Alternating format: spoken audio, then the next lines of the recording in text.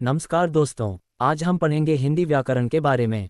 व्याकरण का मतलब है भाषा को सही ढंग से बोलने, लिखने और समझने का नियम।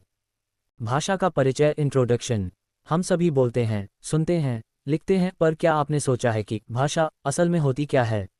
ये वीडियो भाषा के अर्थ, प्रकार और इसके महत्व को समझने के लिए है। चलिए क्लास को शुरू करें। प्रश्न 1, भाषा किसे कहते हैं? उत्तर, भाषा वह माध्यम है जिसके द्वारा हम अपने विचार, भावना और जानकारी को एक दूसरे से साझा करते हैं, तो उसे भाषा कहा जाता है। उदाहरण, हम पानी दो बोलकर अपनी प्यास व्यक्त करते हैं, ये भाषा का प्रयोग है। प्रश्न 2, भाषा के कितने भेद होते हैं? उत्तर, भाषा मुख्य रूप से 3 प्रकार के होते हैं। पहला, मौखिक भाषा। दूसरा, लिखित भाषा। तीसरा, सांकेतिक भाषा। नेक्स्ट, मौखिक भाषा किसे कहते हैं? उत्तर, ये भाषा का सबसे आम रूप है जिसमें बोलकर विचारों और भावनाओं को व्यक्त किया जाता है, तो उसे मौखिक भाषा कहते हैं।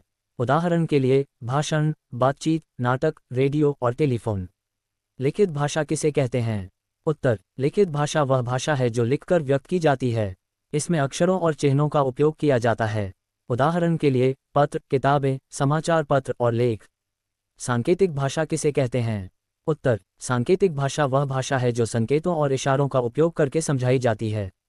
ये भाषा मूक बधिर लोगों के लिए विशेष रूप से महत्वपूर्ण है। उदाहरण के लिए, हाथों के इशारे, चेहरे के भाव और यातायात संकेत। नेक्स्ट, लिपि किसे कहते हैं? उत्तर, लिपि वह तरीका है जिससे हम भाषा को लिखते हैं, तो उसे लिपि कहते हैं। प्रत्येक भाषा की अपनी लिपि होती है, जैसे हिंदी की लिपि देवनागरी है, अंग्रेजी की रोमन है और बंगाल की लिपि बंगाली लिपि है। नोट पॉइंट, हिंदी को भारत की राजभाषा के रूप में 14 सितंबर 1949 को संविधान सभा द्वारा स्वीकार किया गया था।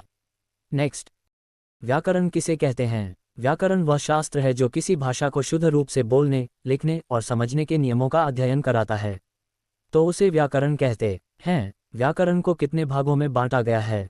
हिंदी व्याकरण को मुख्यतः 3 भागों में बांटा गया है।